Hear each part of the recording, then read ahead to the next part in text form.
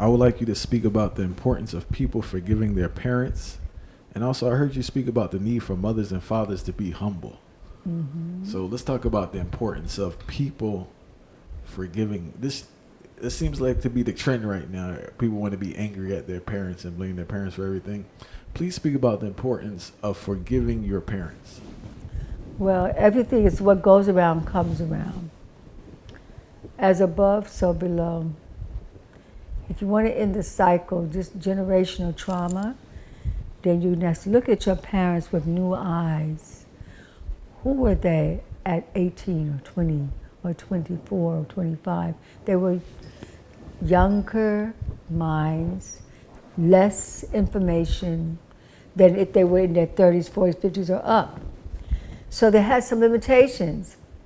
So they look at them as human beings with limitations, just as you have some limitations yourself. And then that's when the compassion can kick in. Now you have children. If you have done everything you could for your children, if you did not know how to forgive your parents, this will happen. You'll say, I did this for you, I did that for you, why are you complaining? And they're gonna say, yeah, you did this and you did that. You gave me a place to live, you had food, you got me to school, but that event that I need you to come to support me, you never have time. You're always working. They say, I was working so I can take care of you, but I needed you to have time for me. What about me? Then they're mad. So the level of your compassion, check yourself at the door. Go back to your parents and say, thank you. Sometimes they say, thank you for just sending me to my grandmother to raise me, because they didn't have the wherewithal emotionally or psychologically. They had to give it to somebody who could do better than they could possibly do. And sometimes they had to grow up, and when they become older, they may be looking for you, may have been looking for you. Because so many of our young people that come to me have been adopted. And I said, wow, that's something else. So their parents really couldn't even get to the first level. They were that broken. And so for those young people who had someone who adopted them, that means they were chosen. And someone wanted to take care, because most people conceived just because they had sex, not because they were planning. And they just love their child or not love their child, and take care of them or not take care of them. It's happenstance, but when someone's looking for a child, they're usually looking to be of service and to support that being to grow up. So we're in this world, and then when you hold that animosity to your parents, you're going to marry your parents.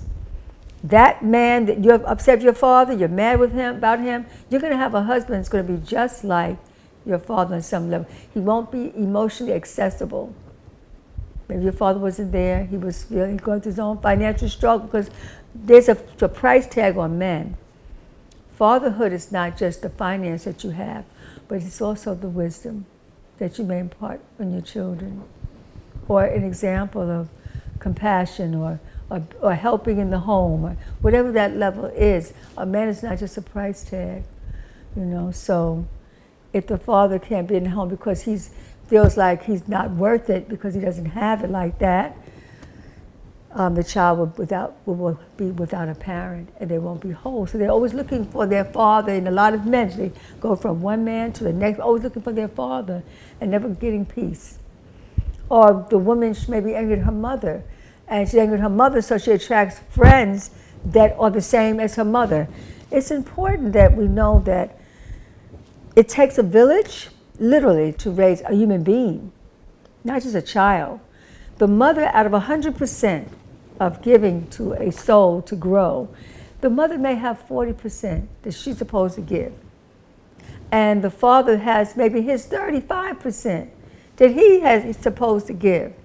And then your best friend next door neighbor, a friend who's in your family, comes in and out of your home and cares for your family, that neighbor may give 10%, just watching over you and give you some advice as you walk in the world.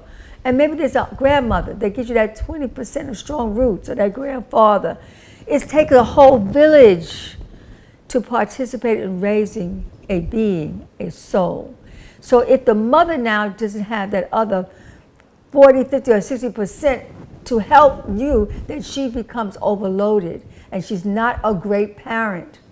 Have you working with people, because usually publicly we hear more complaints about the father issue, but we don't hear a lot about the mother issue with women. And I've come to learn that women have a lot of issues with their mothers. Oh yeah. So when you work with people, what is the main issues women have with their mother that causes so much hurt, and how do they heal from it? The mother's talking at them. The mother's not talking with them. The mother is not respecting, maybe the daughter has something to teach. Sometimes your children become your teachers.